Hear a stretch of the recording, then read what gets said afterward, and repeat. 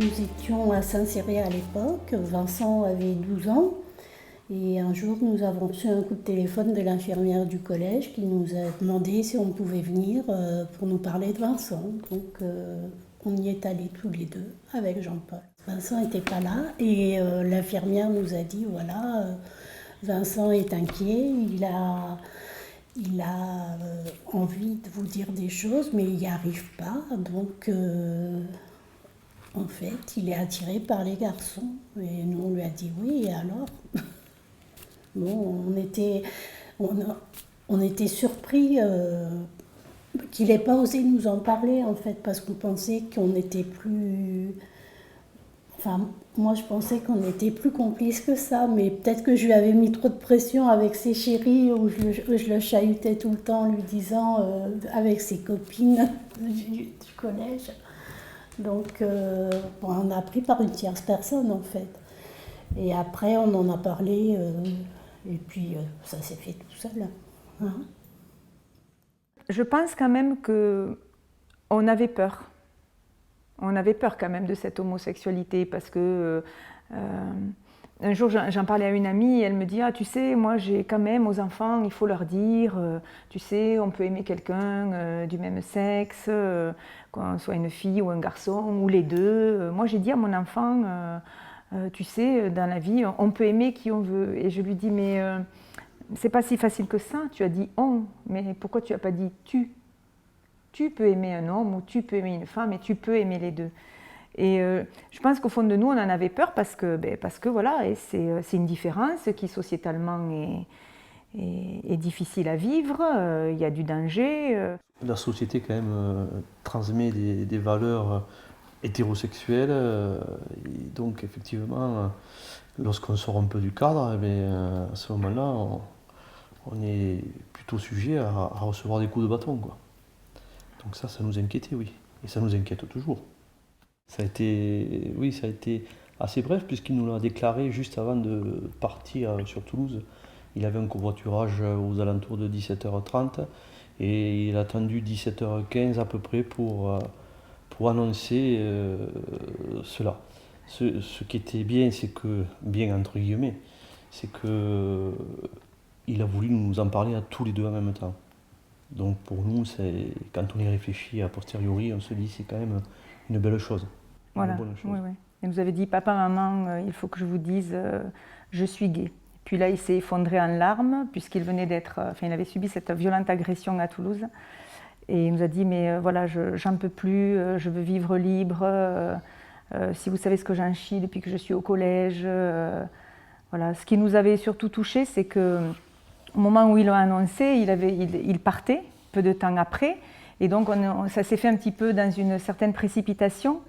Il était très soulagé qu'on l'embrasse, qu'on lui dise qu'on l'aimait, qu'on allait l'accompagner, qu'on le remerciait même, il avait 19 ans, d'avoir le courage de nous le dire, mais qu'on s'en doutait. Et puis après, a suivi tout un tas de confidences et de discussions autour de tout ça, quoi. J'ai fait mon coming out il y a 7 mois, donc c'est très récent. Et ça a été un cataclysme pour moi dans ma vie. Parce que du coup, je ressortais d'une relation longue avec une fille. Et je ne trouvais pas les moyens de me remettre de cette séparation. Et jusqu'à ce que je mette le doigt sur ça, même si c'était quelque chose de bien sûr enfoui. C'est horrible à vivre, on se sent seul. Mais quand je dis seul, c'est... le plus seul au monde. J'avais l'impression chaque instant de ma vie que personne ne me comprenait, que personne n'était capable de me comprendre. Et puis je voulais m'en sortir. Hein. Je suis quelqu'un d'assez impatient, donc je faisais tout pour m'en sortir, mais rien ne pouvait m'aider à aller mieux, quoi. J'ai utilisé les moyens qui étaient les outils qui m'étaient possibles d'utiliser à ce moment-là. Il y avait certaines personnes avec qui j'étais incapable de le dire en face, même si j'aurais voulu pouvoir le faire, notamment mes parents.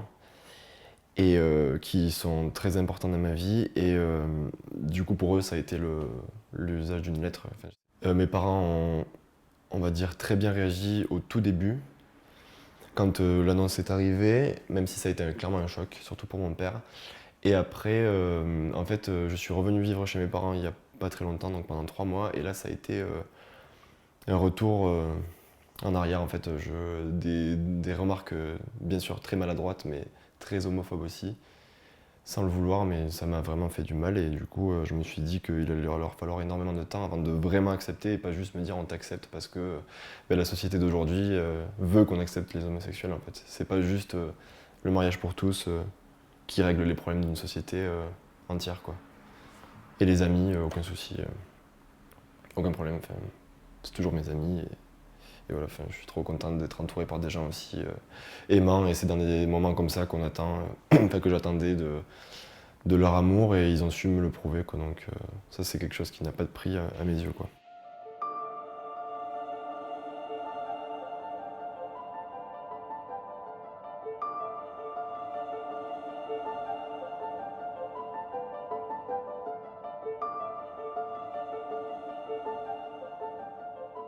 Donc un jour, à mes amis les plus proches, je leur ai dit un soir, je m'étais dit avant qu'ils arrivent, ils étaient venus pour le week-end et je m'étais dit c'est ce week-end que je leur dis. Et donc ils étaient au lit, moi j'étais au lit, on s'apprêtait à s'endormir et puis là, je leur ai dit, c'était un couple d'amis et je leur demande s'ils dorment. Vous dormez? Non. Parce que j'ai quand même un truc à vous dire. Et ils m'ont dit oui.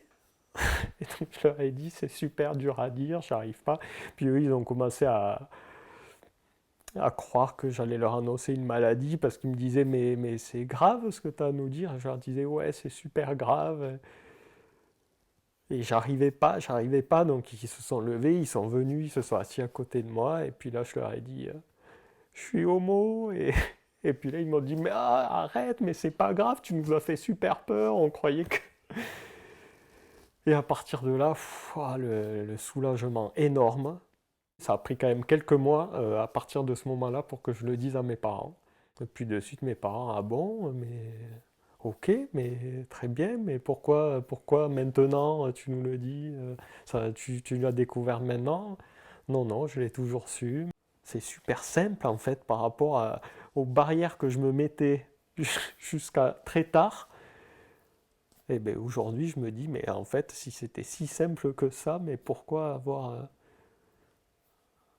pourquoi ne pas l'avoir fait plus tôt? J'étais vraiment sûre de moi, mais peut-être pas encore prête à me livrer complètement. Et dans la foulée j'ai rencontré Gwen, avec qui je suis encore aujourd'hui.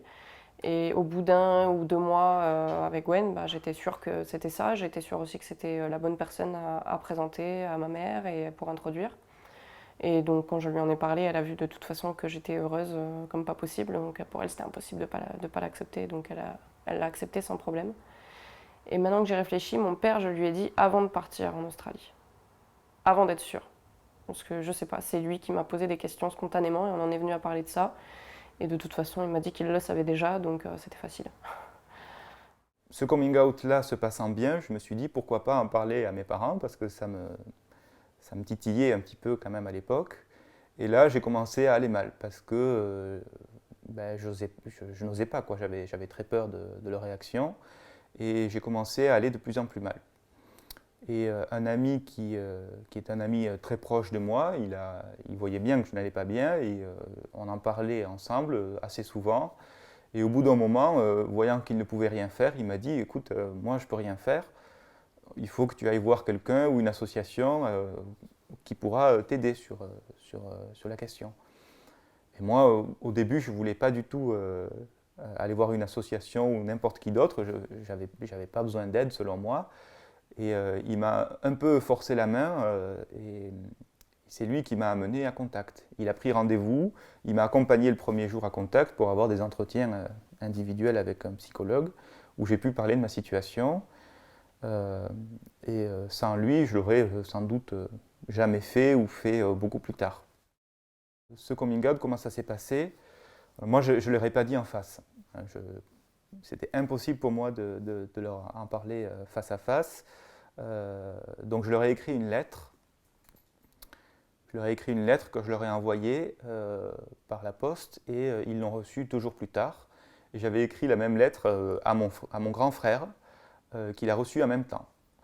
Et mes parents de suite après avoir reçu la lettre, ils ont envoyé un SMS où ils disaient que pour eux ça ne changeait rien, que je restais leur enfant, que certes ça leur faisait un petit peu un choc parce qu'ils ne s'en doutaient pas du tout, mais globalement la réaction était positive.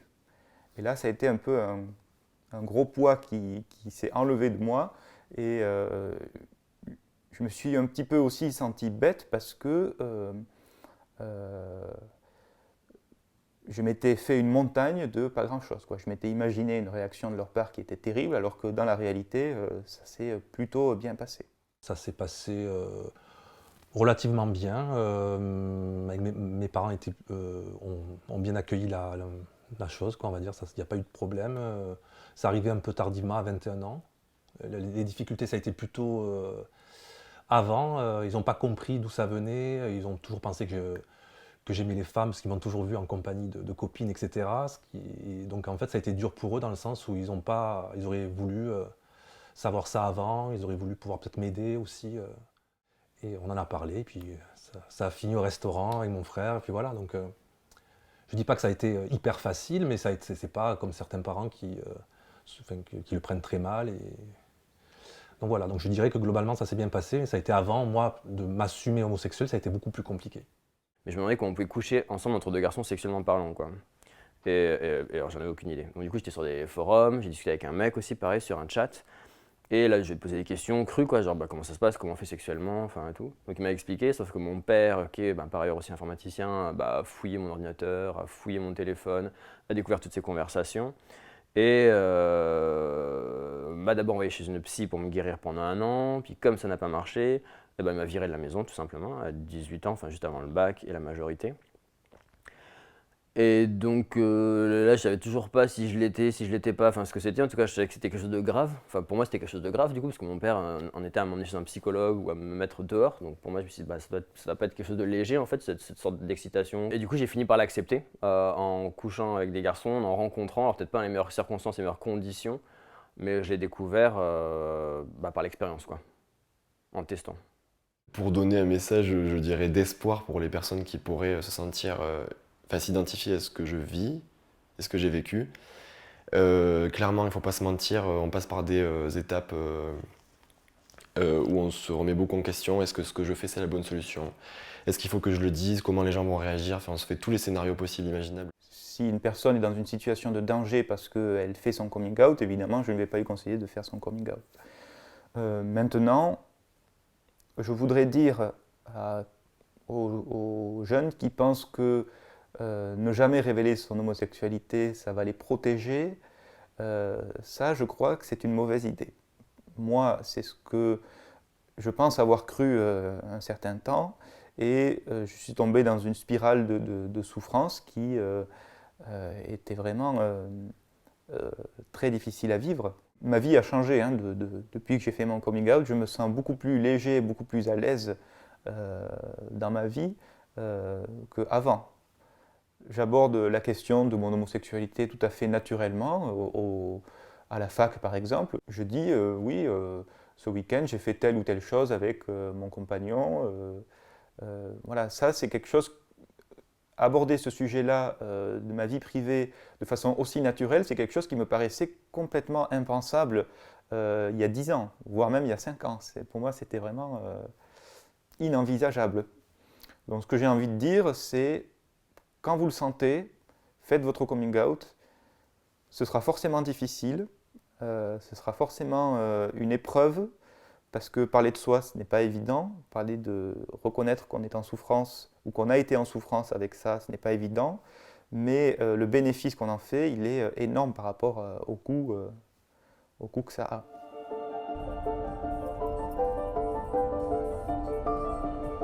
Je l'ai dit quand j'avais 30 ans.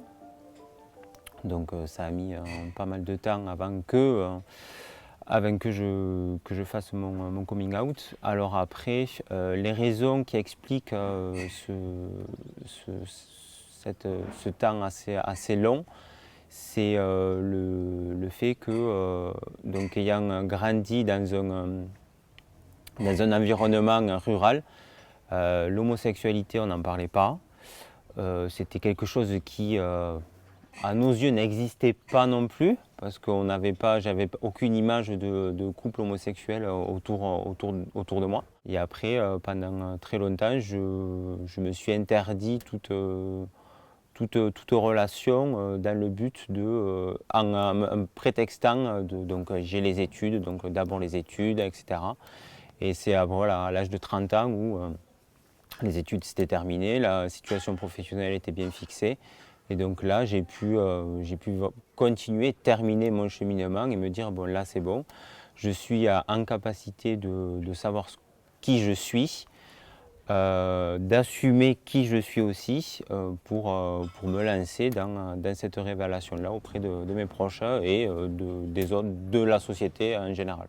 Alors j'ai appris l'homosexualité de Gaëtan après une journée à faire les magasins sur Montpellier, et en rentrant sur le trajet, il m'a annoncé qu'il s'était inscrit sur un site de rencontre. Donc j'étais très heureuse pour lui. Il m'a dit oui, mais pour rencontrer des garçons. Très bien, pas de souci. Ça ne m'a pas choquée et ça ne m'a pas interpellée. Pour moi, que ce soit un garçon ou une fille, c'était la même chose. J'ai reçu pourquoi tu l'as pas dit avant, pourquoi tu t'es con. J'ai eu ça, mais t'es con, pourquoi tu l'as pas dit, pourquoi tu ouais. Après voilà, j'ai eu aucune réaction négative de la famille proche, les amis non plus. Après j'avais plus d'appréhension vis-à-vis des amis, bien que ça s'est vite, mes appréhensions ont vite été balayées par la réaction aussi des amis.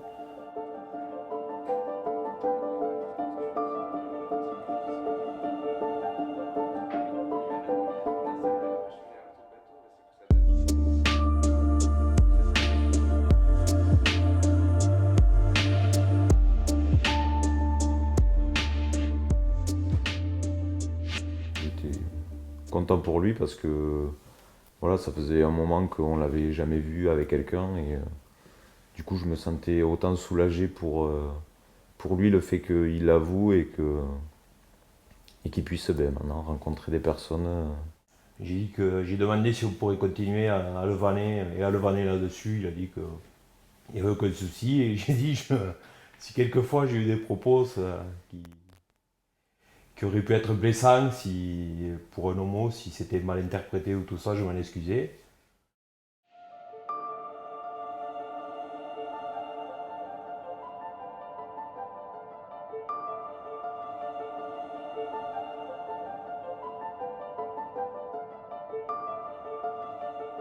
Je suis à l'association depuis presque 12 ans, ça fera 12 ans en début d'automne.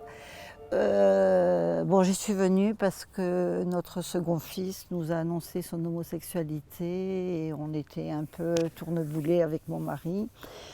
Moi particulièrement parce que je me sentais très coupable.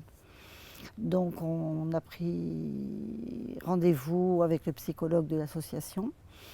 Et voilà, on a commencé comme ça, puis après je suis allée dans les réunions de parole.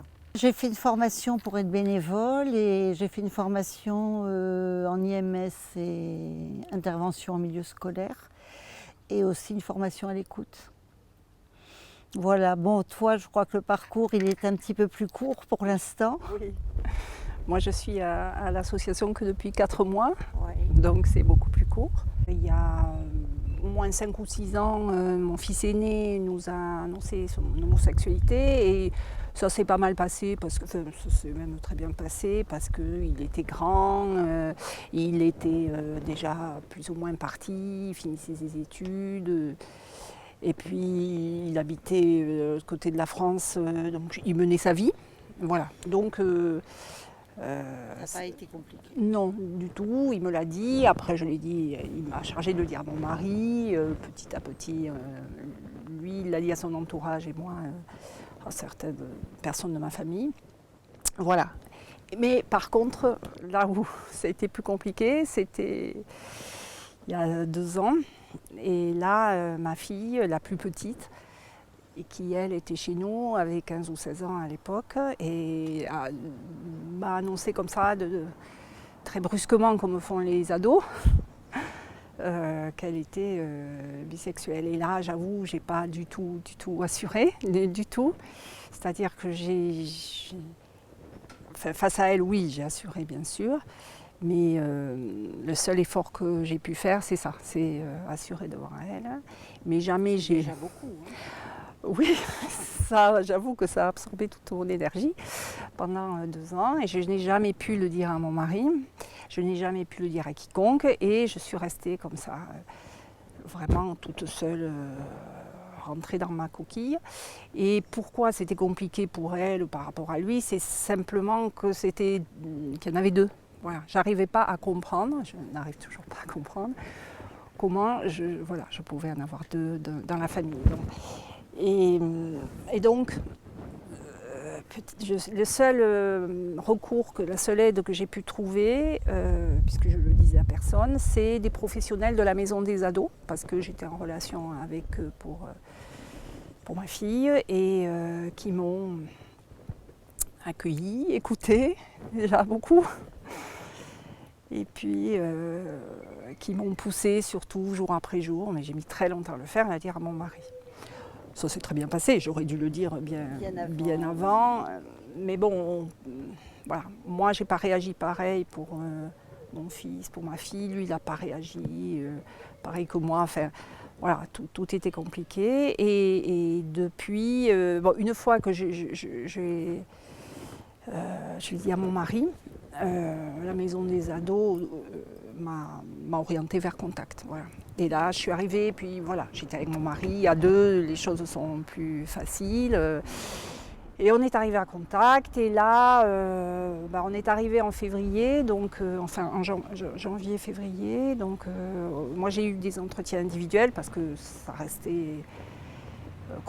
c'est toujours très compliqué pour moi. Et puis, je suis allée à une réunion, un groupe de parole.